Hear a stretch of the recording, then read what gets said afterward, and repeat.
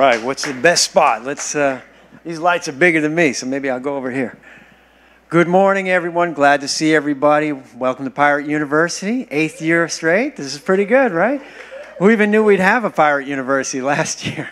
We didn't know what we could do or couldn't do, but we're back in action this time. We're hybrid, so we got some physical. We're trying to put all the physical demonstrations in the morning, and then we're going to have all the software and some of the other things in the afternoon. But the combination we're using, this is all streaming to Hopin, which is one of the main platforms we use, really for the conferences and the corporate groups, just due to the nature of how it's set up, where there can be networking and you can run multiple sessions at the same time. So it's one of the reasons we use that. We also use Zoom, and we also use this other platform called Online Galas, which is one that we created with MacTech Solutions and HRG, Hospitality Resource Group. Nick McElhenney, who many of you know, is the brains behind that architecture, and he creates everything, and he's you know, professional website designer, has his own company, has been a fantastic partner all through this. And then there's some other really cool things that him and Ryan are going to be talking about. I think they're on the schedule for tomorrow, if I remember straight. But that's going to be on some fundraising tools. But so the way we've kind of got this structured is we're going to start, you know, obviously with lights. We've got all sorts of fun stuff going on here. We got some moving water behind us over here in our pirate ship. We're going to start with lighting and with Jon and Chris from ADJ. And then we're going to get into some other, we're going to talk about some video today. And then we're going to get into some software. It's going to be a, you know, pretty fun time. We'll go through hands-on here, and then we'll go through software things in the afternoon. But the way all this started, which many of you guys know, is we were originally, this is, I think it's 2013, we were originally looking at ways, how can we get more training for people? How can we really get some hands-on, you know, learning for people? Other than, all right, you know, buddy, just get out there and that ballroom there, start pushing that case around. Like that's not really helpful. People can't learn that way. Not quickly anyways. It takes a lot of time. So we were looking for things. We were looking through Infocom. We were looking through some different, you know, industry-related applications, and we just really couldn't find anything. It was very specific. It was, let me show you how to use this lighting board, or let me show you how to use this light. But there wasn't anything that someone could actually start working, you know, next week on, other than just go push that case and help me load this truck and unload this truck, which are very valuable. We need that every single day, so that's important. But we wanted people to be able to get jobs, to get work, and to be contributing, you know, to be a functioning member of the team, because every team, you know, has certain roles. Most of our crews range between 4 people to, you know, 12 people, and then certain shows obviously have a lot of people, and others are just kind of a one-man band or one-person band. But in general, most have between 4 and 12 people, and so everybody's got a role, right? And it's all part of learning how you can contribute. And so that's where this all started. We had talked about, we've always talked about, you know, farm systems, like looking at sports, how they have kind of developmental progress, how unions have certain paths to success, whether you're a carpenter or an electrician, and, you know, but AV really hasn't had anything like that, and the production side too. It's always been learned through experience. So that's where this all started 8 years ago, and we have some, you know, prime class members, the first members of the team here today, and they're running this production, and it's fun, you know, and running the production is all part of the training as well. So I encourage everybody to get backstage, so to speak, whether it's on the physical tools or in the software tools, so you can actually see everything and see how everything is in motion. How are we running it in the room? How are we running it online? How can people communicate back and forth? Which is kind of a new solution for everybody right now, is the communicating back and forth. So we're going to have a variety of different things. We're going to have people presenting live here. Okay, we have obviously our audience live. We also have people online, so we have the remote audience as well. At some points during the next couple of days, we're going to have remote presenters coming in, and we'll have live audience and we'll have remote audience. And that's all part of the balance of what a hybrid event is. And that's why we wanted to do it this way, because that's what we're experiencing now. And if people want to work, we have to get them up to speed in the tools that we're going to be using. And they'll probably all change, you know, a year from now anyways, but that's the nature of our technology, is it moves pretty quick. Last March, we didn't know we could do some of these things. You know, March of 2020, everything just kind of changed very quickly, so we didn't even know we could do all the things we could do. We joke about it because only a few months prior, maybe in December, or I'm not sure exactly, but it might have been December of 2019, a client had asked us about connecting a camera into their Zoom. We're like, impossible, you know, it's $10,000, you know. Little did we know that in a few months it would be free for everyone, and they would be able to do that if they had the proper connecting devices, which became impossible to find for 6 or 7 months anyways, you know, between all the shutdowns and the run on equipment. But here we are, you know, 18 months later or so. And now we have a lot of, you know, new skills under our belt, and that's what we're hoping to convey to everyone and pass along. So enough talking. We'll get started with everything. Our first people up are going to be Chris and Jon. Jon's going to come from ADJ, and he's going to get us started on some of our really cool equipment. So thank you everyone for coming. We look forward to getting started.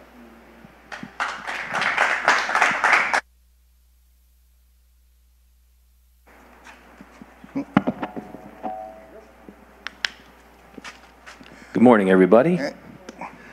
Thanks, Joe and Jim from Corporate AV for having us today. I'm Chris, and this is Jon. We're with Healy Sales, the local reps with the ADJ group of companies, which is ADJ, Elation Professional, Global Trusts, and a few other things that fall into the category. You may or may not be aware that in recent times, ADJ has raised the game in the level of equipment they're coming out with, and developing products that are more geared towards entry-level production, house of worship, corporate events. So here we are today to show you some of the new exciting products that we have to offer. So I'll turn it over to Jon, our product specialist, start taking you through everything. Hi, everybody. So the first fixture we wanted to talk about today is a new part of the Element Par fixtures. This is the Element ST Hex, and one of the new features on this fixture is a color touchscreen now.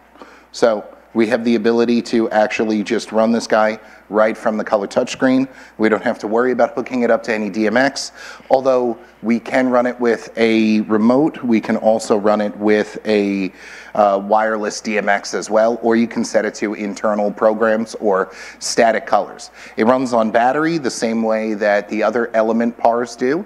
This is an indoor model that we have here. You still need the Element Hex IP fixtures, which I know Corporate AV has quite a few of. And it runs on battery power for about 8 to 12 hours, depending on energy saver mode. So very easy to use, easy to just drop in place and then run wirelessly all around the room. But we'll move on to another fixture that we have here. This is the Encore FR20 DTW. Now this fixture looks like a small Fresnel, and that is exactly what it is. It uses warm white dedicated LEDs, 20-watt LED source on this guy. Comes with 3 different lenses. And this particular lens that we're using right now, I believe, is a 20-degree lens. There's also a 45-degree lens, and then an even more narrow, I believe a 10-degree lens is the narrowest.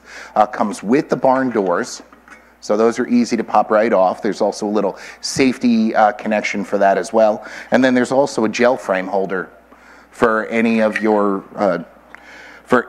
gel needs for this fixture. Since it is set to 3000 Kelvin color temperature, it will react like a traditional Fresnel or Par can at 3K with any traditional gel. It's got a little dimmer knob on the back of it here. I don't know how well you guys can see that, but And then it is also line dimmable. So you could hook it up to a Variac, you could hook it up to another dimmer pack, and then just run it from the ground. These are perfect for any installations or temporary events where, say, you need to highlight some artwork or you need to highlight some particular tables or pieces. Anywhere where you can imagine a pin spot but with the softened edge of a Fresnel lens, this is absolutely perfect for. There's also two bigger versions. Yes, thank you. This is the smallest version in the Encore FR series. There is also an FR50 and an FR150Z. Both of those have manual zoom adjustment on the back of the fixtures. They also have DMX connections as well as onboard controls. This is the only model that is line dimmable though. So for anyone who's looking to put them in with a couple of Variacs or a couple of simple dimmer packs, and just adding them into a current install, this would be the fixture of choice. So today I am using a console from Obsidian Control Systems to control the rest of the lighting that's here. And I'll take just a couple of minutes to talk about this. Part of Elation Professional, we recently acquired this console series, and we started a new company to support it. It's Obsidian Control Systems, and this particular console is called the NX2. It runs Onyx software, and that is formerly known as M Series from Martin. So if anyone is familiar with Martin's M Series console, this is just the newer version. We have acquired the intellectual property, the manufacturing rights, and quite a few of the employees that worked formerly for Martin's, particularly on this console. So we have upgraded them with newer components.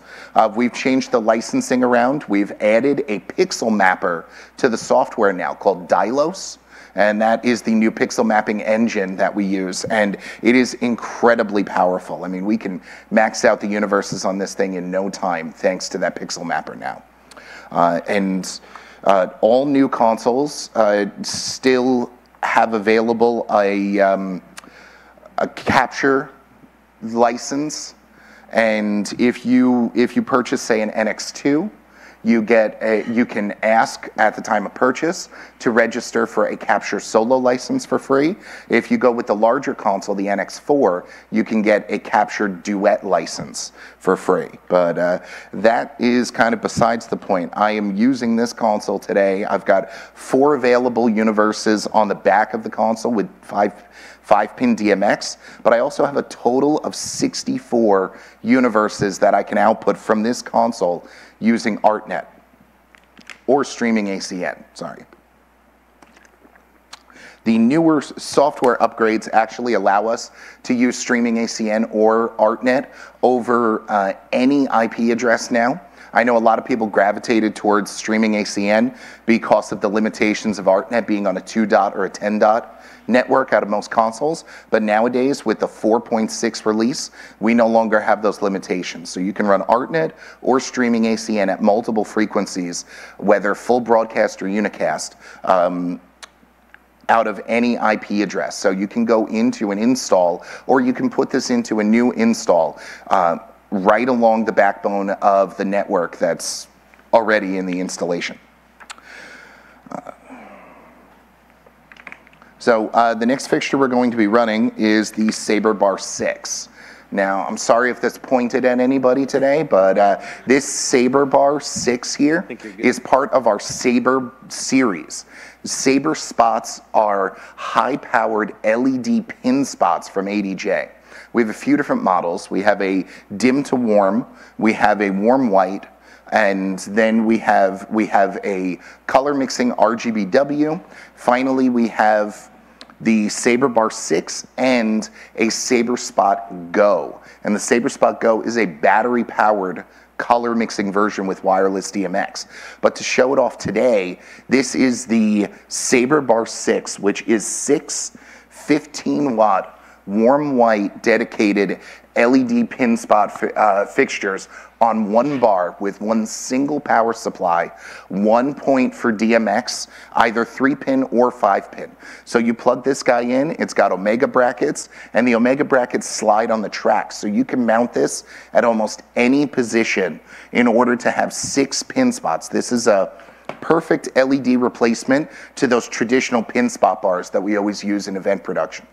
Now, so you can put a few of these in your room and get a whole bunch of pin spots, and they also come with replaceable lenses.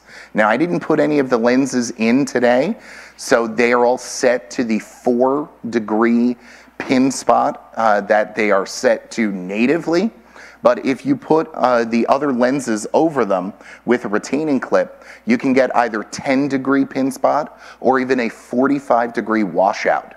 And because this is a dedicated 3K color temperature for the warm white, you can also cut gel to shape and put that behind one of the retaining clips or behind one of the lenses, and then you actually get a color wash out of the fixture.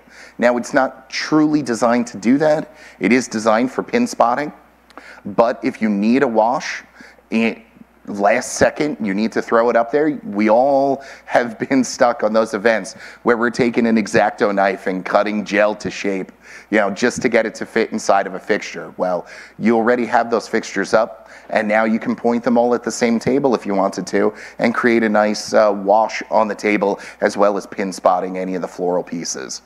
You know, a lot of my event production experience came from like weddings, So if I talk about that, it's in those regards. So that's where we're used to using our pin spots. But we've seen a lot of use of these even in museums for highlighting particular pieces. Art galleries, a lot. These work really, really well to provide a nice wash, whether it's 10-degree or even 45-degree on some of the artworks that are in some galleries as well.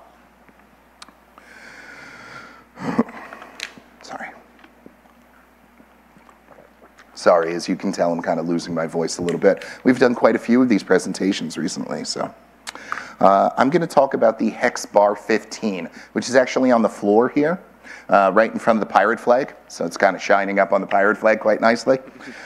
This Hex Bar, it's actually called the 15 Hex Bar IP. I want to make sure I get the name right.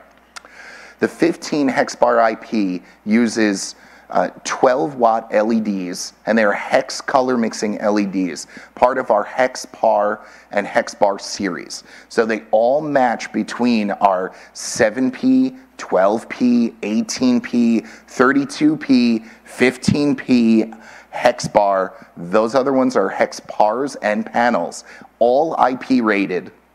So they're IP65, all designed to match. And we even have some indoor models too, with our 5PX hex, our 12PX hex, and even our 18P hex.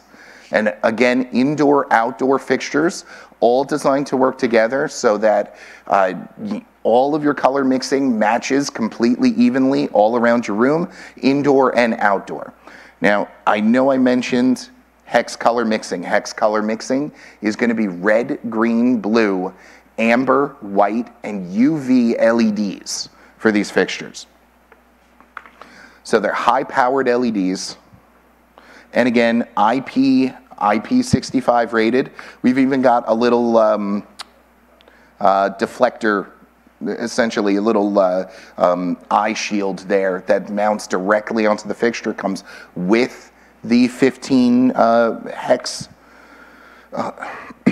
comes with the 15 Hex Bar, so that you can hide the LEDs directly from view, because as we know, a lot of clients love the color mixing, love the output, but don't necessarily want to see the LEDs themselves. So this comes with the fixture. It also comes with a gel diffusion lens that comes with the fixture and slides in the track. So we have different diffusion lenses that we can sell with the fixture or as added options that just slide in, and they're made out of like an acrylic.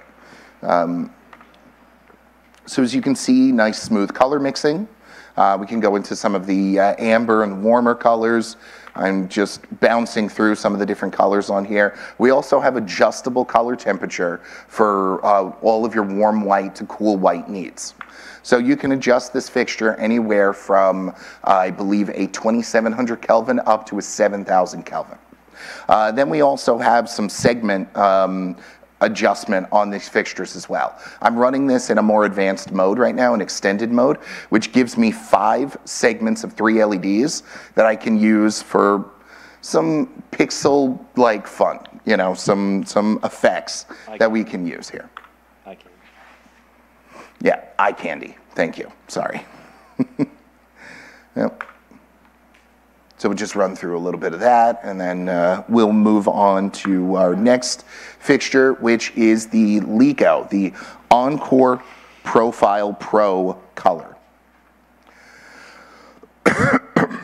Excuse me, sorry. So the Encore Profile Pro Color, this is one of our newest Lico fixtures. We have a warm white and a color mixing fixture. This is the color mixing fixture. Now, as you can probably see on camera, this looks like your standard Source 4 ellipsoidal fixture. Now, everybody knows about the Source 4 ellipsoidal style body. Everybody is making a fixture that is very similar to that. We are no exception in that regard. Our lenses are compatible with all Source 4 body styles. And the lenses on these fixtures are actually really good. We've actually been using the ADJ lenses. I can tell you right off the top of my head, I've used them in Altman fixtures. I've used them in ETC color source fixtures. I've used them in Elation fixtures as well. The lenses on the ADJ fixtures are just absolutely superb. We have different available lenses from 50 degree, 36 degree, 26 degree, 19 degree, and then we even make the smaller sizes as well, the 14 degree and a 10 degree. And I'm really hoping that they'll make a 70 degree eventually, because we need those available for all of your events.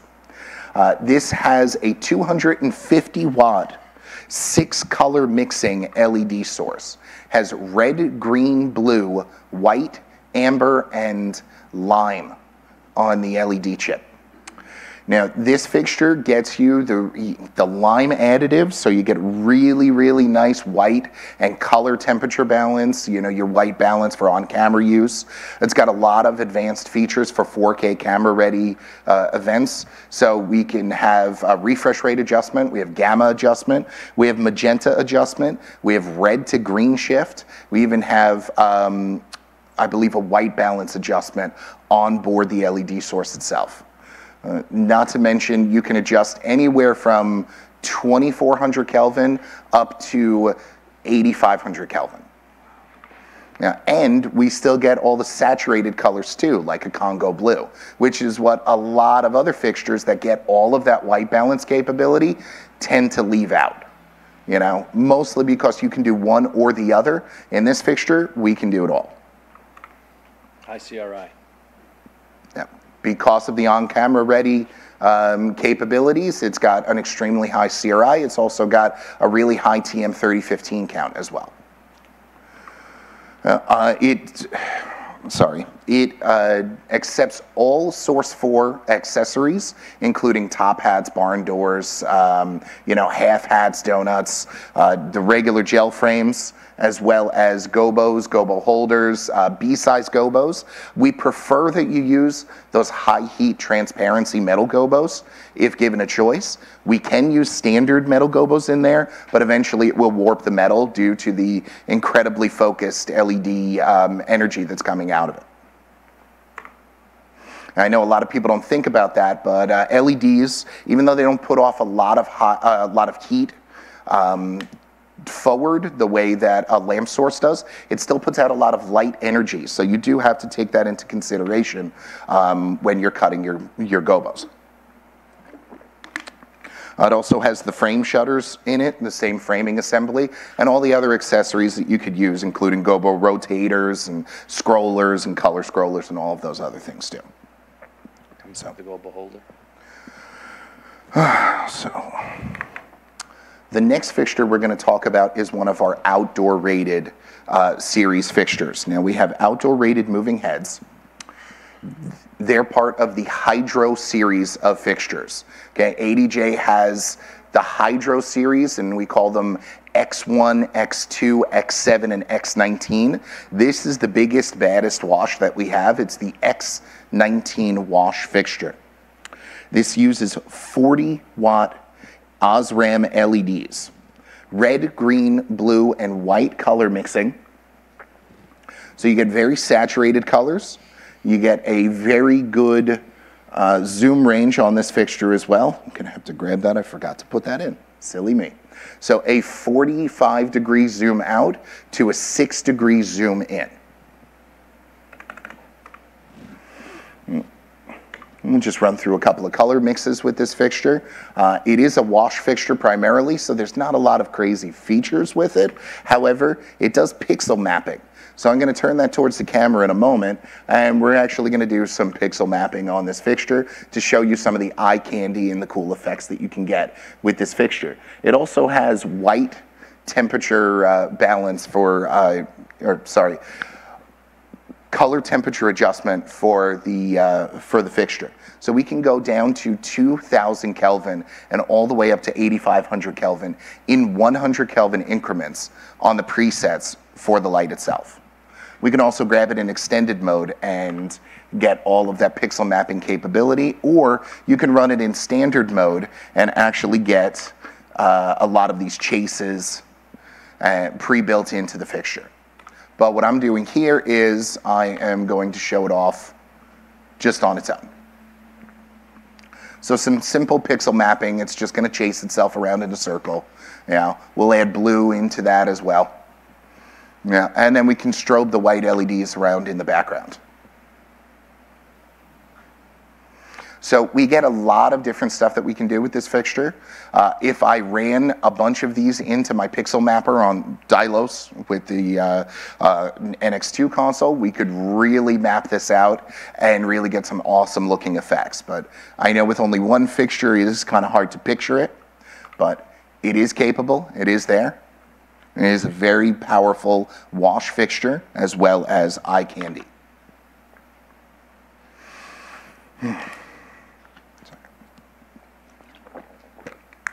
So we only have 2 more fixtures to show here. There's an indoor version too, if you don't need the IP. The Hydro fixtures are a dedicated outdoor series. Okay, we do have other fixtures, wash fixtures that are indoor. That's the Visi Wash Z19. Those are 20-watt LEDs as opposed to the 40-watt LEDs featured in the Hydro series. Now, one thing that I will mention with the Hydro series is this Hydro X19 is the bigger one. It's the 19 LED cells, and that's 40 watts on each of those cells. We have an X7 wash, which is literally, as it sounds, 7 of those 40-watt LEDs with the same pixel mapping, the same color adjustment, the same warm white capabilities to cool white capabilities, as well as the same zoom range on that fixture. Then we have the X2 and X1. Those are lamp-based beam fixtures for outdoor use. But then on the indoor stuff, we have the Visi wash series, the Z19, the Z37, for all your indoor needs. Next, we have another indoor wash fixture. This is a newer wash fixture from the Focus series. Now, this is using a single source LED with 6 color mixing, 400-watt LED source, a homogenized lens, and a micro Fresnel lens on the inside. So this is really designed for, I don't want to put it into just one box. I mean, this fixture really works in a lot of different situations, from corporate AV to house of worship to permanent install to even broadcast studio. Now, it's got 4K camera ready features, like a mute mode, adjustable color temperature from 2300 Kelvin up to 8500 Kelvin, adjustable hertz rate up to 25,000 hertz, I want to say. And it's got red, green, blue, amber, amber, lime, and cyan LEDs in this. So we omit the dedicated white LED, but what we make up for gives us an extremely high CRI value, an extremely high TM30 count, all the color temperature adjustment you can think of, 4K camera ready flicker rate, a zoom range of 10 degrees in to 46 degrees out. And then just beautiful warm lights. You know, all the different color temperature presets you can think of. And we'll just point this towards so everybody can get a look at it. It's beautiful color mixing on this fixture. No multi-sailed LEDs, so the image quality out of this fixture is just going to be perfect. There's not going to be any multi-shadowing that you would get out of, say, the multiple LED sources that you see a lot of times. So you're just going to get beautiful projection, beautiful color, and just a nice even field across this fixture.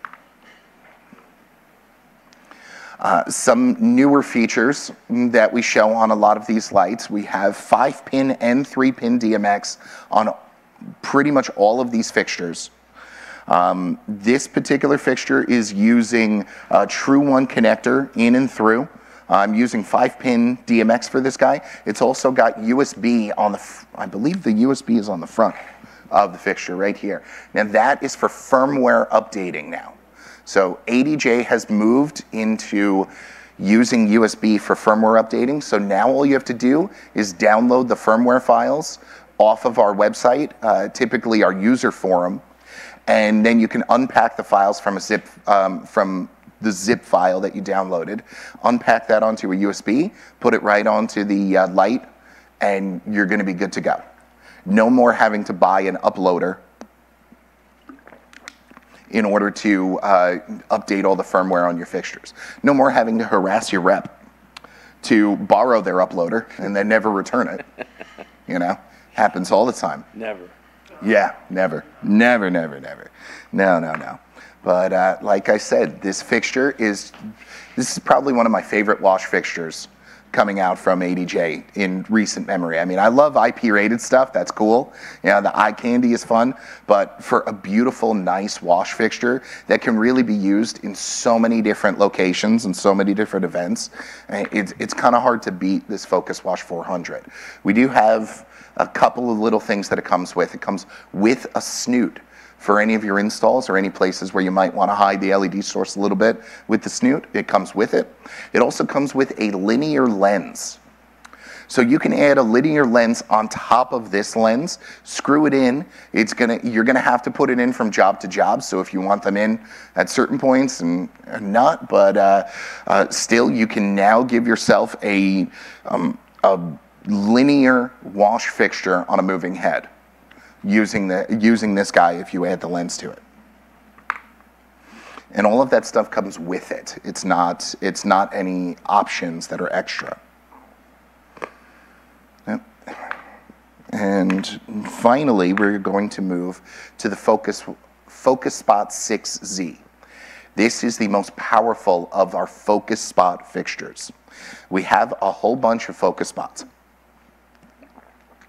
They go as small as the Focus Spot 2X and all the way up to the 6Z. Now, anywhere in between, one of the biggest things the Focus series has in common is that all of our spot fixtures have replaceable gobos. That's one of the biggest things in this fixture series. I know I probably repeated that a couple of times, but it's because it's very important. You know, our Focus Spot 2X is less than a third of this size, and it still has replaceable rotating gobos. You know, no other fixtures that are that small on the market have replaceable rotating gobos. So the Focus Spot 6Z is kind of the cream of the crop when it comes to our Focus Spot series. It has zoom in it, hence the Z at the end of the name of the fixture. It's got a 300-watt LED source. It's got 2 color wheels in it. So all of our other fixtures had 1 color wheel. In the Focus series, the 5Z and the 6Z introduced 2 color wheels. Then the 6Z also adds in 2 gobo wheels as well. I'm just kind of bouncing through colors here, sorry. There are a lot of colors since it's got 2 color wheels. There's a CTO and a CTB adjustment flag on this fixture as well. And then we'll jump into gobos. We've got 2 rotating, and like I said before, fully replaceable gobo wheels on this fixture. So that's a total of 14 replaceable gobos if need be. Also, 14 indexable or rotating gobos, which then means I can do a lot more than just put in 1 gobo. I can actually do gobo morphing. We've got a color dichroic gobo there that we actually use for gobo morphing. Looks really cool. Might get a little washed out on camera right now, but we're going to jump through and actually show you 2 gobos actually gobo morphing. Yeah, a lot of people don't really pay attention to gobo morphing. It's basically putting 2 gobos on, taking 2 gobo wheels and just kind of running the focus between 2 different gobos to kind of adjust. This is also what gives us the ability to make water and fire effects and kind of give us an pseudo animation effect.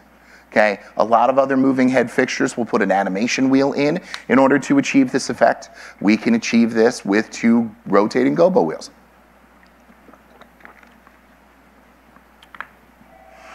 Then we have the prisms as well. We have 2 prisms in this fixture.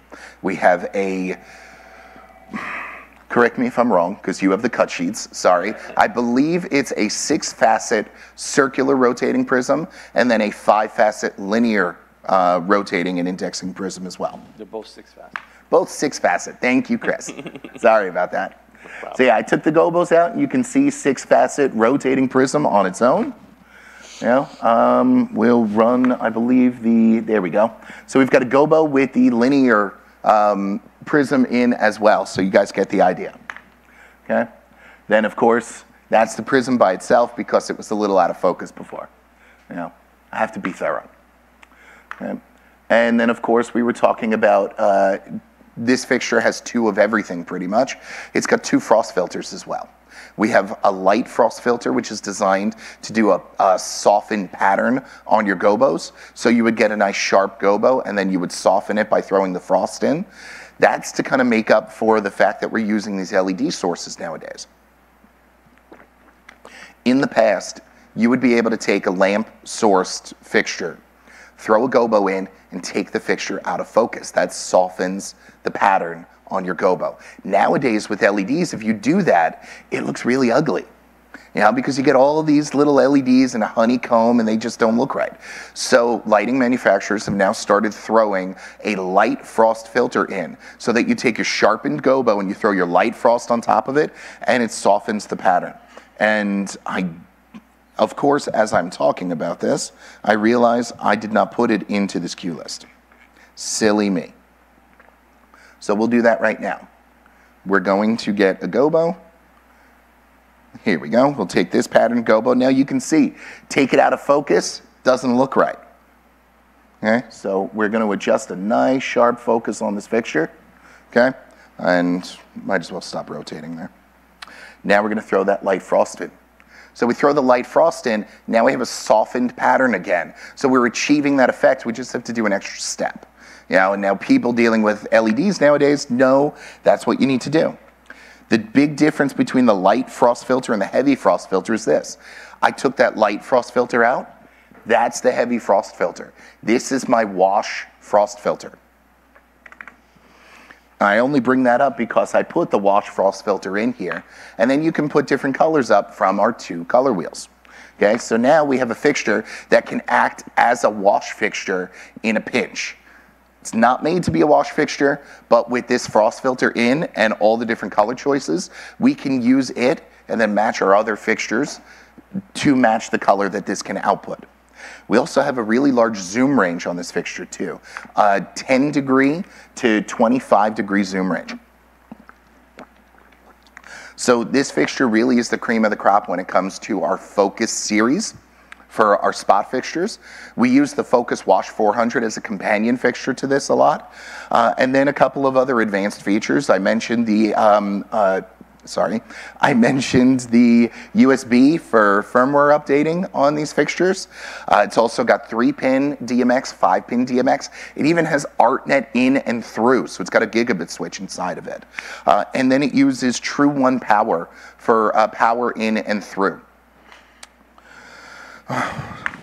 So, let's see if I have another Q. No, I went back to Q1. So that is all of the fixtures we have today. I know we ended a little bit early. So if we have any questions out there, you know, feel free to chime in. We're happy to answer any questions you guys might have. Anyone? Any online questions? Come on, viewers, I'm looking at you. Yes? So I have a question. Sometimes lights are able to do things that might pair up with, like say you have a band or something like that. Sometimes you have like lights that kind of, I don't know, are in sync with a band that might be playing. Is there anything that's programmable that suggests anything like rhythmic that goes along with the gobos? There are a few different ways that people can do that. One is they take a light and they put it in sound active mode. You find that on a lot of the, I don't want to put lights down, but on kind of like the lesser expensive lights. I don't want to say that in a bad way, but on fixtures that have a lot of those multi-effect lights, like those 5-in-1s, the 3-in-1s, those kind of fixtures, they have a sound active mode. So they'll feel the vibrations from the music, and they'll just change the effect, change the speed, change up that kind of stuff. Then on the more professional end, what you're going to find a lot is people syncing the lighting cues up to either an audio board through MIDI, or they're syncing the lights up through DMX software through their computer itself. So you can actually take some of our other DMX softwares, whether it's our Airstream DMX bridge, which has a microphone built into it, or has MIDI input into the Pro version, or even like the My DMX 3.0 or a CompuShow. You can feed MIDI in and out of that, control everything with Ableton, and then you can put tracks directly through Ableton and sync all of that stuff up absolutely perfectly. The problem is in a live performance, and I got into this conversation the other day, a live performance, how do you sync it up absolutely perfectly? You kind of always need somebody there to hit the go button on the off chance that somebody runs a little bit late, or somebody, in my case for once, actually didn't talk too much and ended 14 minutes early. That's cool, especially with Ableton, because you can do that with DJs. It's like DJ software, right? Yeah, you can do that with DJ software. You can do that with DMX software. The good thing about a software like Ableton, and I don't really know Ableton too well. What I do know about it is it can send and receive MIDI signal. You can also load audio tracks and other types of files and stuff onto it. So you can use MIDI control to control your lighting cues. You can use MIDI control to control even this lighting console itself. We actually have MIDI in and out on it. And then other consoles will use stuff called SMPTE time coding. Okay, and that's something else that we actually have on this console too. We have SMPTE in and through. Okay, audio consoles will get that as well. You need an external clock for that. Sometimes you can use the clock on the console from either the audio source or the lighting source itself, and that will help to sync things up. Sure, no problem. Any other questions? Yeah, not a question. Sure. But, could you? Is it on? Yeah. Could you go through some of the terms that you used? Because obviously not everybody here is as familiar with IP. For instance, I know what it means, but could you explain to everyone else what that means? Okay. And there were a couple of other of the terms about clarity or whatever on the lights that you used, like various, and what are they called? Anagrams, but anyhow, so what, color, temperature, Kelvin, and that kind of stuff? Yeah, could you explain that to people? Okay, I sure. kind of know what you're talking about, but some of these other people think they might. And so that'd be we'll start with the first one you mentioned, IP rating. And it's a good thing you guys put a clock up there, because I could spend 45 minutes on IP rating itself. Okay, so IP rating is an industry standard rating. It's I don't exactly know what it stands for. I got to be completely honest on that one, but I can tell you it's based on a 2-digit system. The first digit is 0 through 6, and that will tell you the dust rating on any product. Now, this is from consumer electronics all the way up to military and marine grade hardware. Everything in this world has an IP rating on it. Our clothing has an IP rating on it, for Christ's sake. It's just something that everything that's manufactured has to have an IP rating. So, for instance, if it's a 6, that means it is completely dust proof. If the first digit is a 5, then it is dust resistant up to a certain point. Okay? If it's anywhere below that, like your typical household electronics are going to be considered IP rated 20. Okay? Like pretty much every one of the cameras, everybody, the speakers, everything like that is IP rated 20. Okay? When you start moving into the higher digits, like 54 on some of the outdoor element IPs, and then you move into 65. 65 means you could leave this guy outdoors for about 3 days, probably from 3 days to 2 weeks. And no matter what hits it, it will still keep running. It'll still be good. Okay? If you have something that's IP54, like those element PARs, I wouldn't want to leave them out in a hurricane like Ida. I wouldn't. This guy even, I'd be a little nervous about it in a hurricane, but I'm pretty certain it's going to survive. Okay, this thing's pretty robust. It's pretty badass. I could probably hit it with a sledgehammer, and it'll be okay for at least the first strike. Yeah, I got to be honest. So IP rating is dust rating on the first digit, and then water rating on the second digit. And the highest possible rating you'll ever see on IP, which most of us will never see on any electronics we deal with, is IP69K. Now that's a space shuttle. And I kid you not, that's literally, the space shuttles have an IP rating. Also, all that marine stuff that goes all the way to the bottom of the ocean has to be 69K. Okay, but so we're at a 65, so we can hold up pretty well. If you want permanent outdoor installation, you want IP67 to IP68. Okay, most of our cell phones nowadays, I think 5 years ago, they started making them IP67, and I think all the new Samsung phones and iPhones are all IP68 now. So you could literally jump in a pool with that. You could go down to, I think, like 30 feet below and be okay with your phone. Right?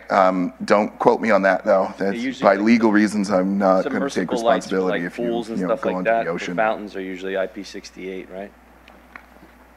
Fountain stuff? Yes, you're right. Like our Acclaim lighting brand, which is our architectural stuff, we have the Aqua drums and some other fixtures in the Aqua series. Those are submersible. The downside to those is they have no heat sinks. They have no way of dispersing the heat generated by those very high-powered LEDs, so they must be submerged.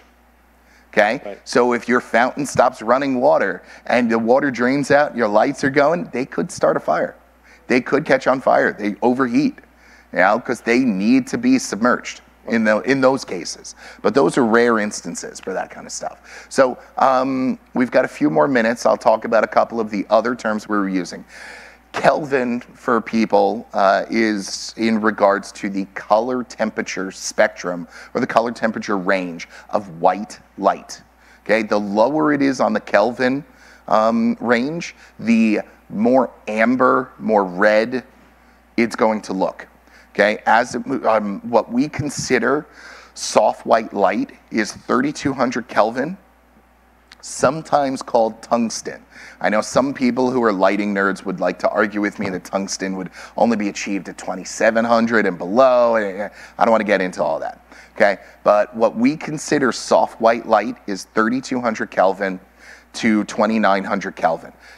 All of the lights that we've ever used in theater, in corporate AV, in house of worship, any light that's hooked up to a dimmer pack, anything that gets screwed in, all the way up until the advent of LEDs back in the 80s, was 3,000 Kelvin. It was 3,200 Kelvin. It was in that range. So all of our gels, all of our lighting practices for the last 150 years were based on this one color temperature.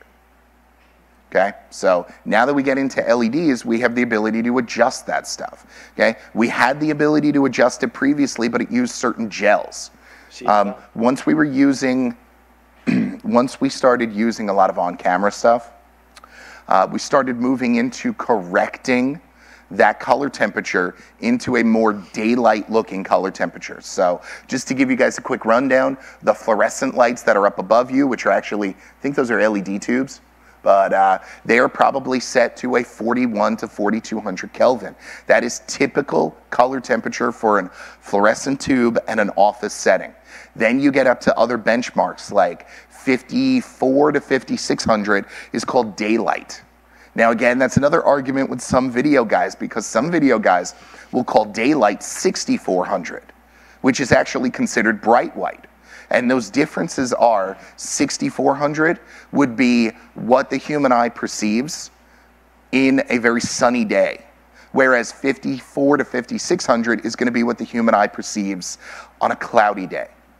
Both of those are called daylight, okay? Sometimes referred to as daylight 1 and daylight 2. Okay, but for the most part, those different levels of Kelvin temperatures are going to refer to how warm it is on the lower end to how blue it starts to get on the higher end. Some of our fixtures go up to 10,000 Kelvin, which is very, very blue. Some of our stuff baselines at 8,500 Kelvin, which again is also very blue. I believe these guys here can adjust up to about an 8,000 Kelvin. So that can get very blue. Now, and then some of our other fixtures, like the Saber bars, are set to 3,000 Kelvin color temperature. So they will always remain this nice warm white. Question? Okay, we have questions? Yes. Different question. Your devices that run wireless. Yes. Can you go into a little more detail about the program that runs them and what devices they'll operate on? So it's not particularly a program. We have wireless DMX capability on a lot of these lights. This guy's got wireless DMX. The Hydro series has wireless DMX built into it as well. And then we've got a lot of other IP-rated fixtures and a lot of other fixtures that have wireless DMX. We use our own system, which is called Wi-Fly, and it's just our version of wireless DMX. Every manufacturer has their own version. Okay. Luckily, though, since Elation and ADJ work so closely together, they're owned by the same ADJ group of companies. Their wireless DMX is the same thing. We just have E-Fly for Elation and Y-Fly for ADJ. So luckily, we can use a transceiver, which I believe you guys actually have some of the transceivers here. The cool part about those guys is they run on battery packs, or you can run them hardwired. I ran out of water. Sorry, guys, I'm losing my voice. I ran out of water. So I apologize. But so the wireless DMX basically sends DMX signal over radio waves, just like your wireless microphone would work in any wireless transmission. 2.4 gigahertz. Yep, this works on a 2.4 gigahertz broadband range, so it's very similar to the way Wi-Fi signal is sent around a house.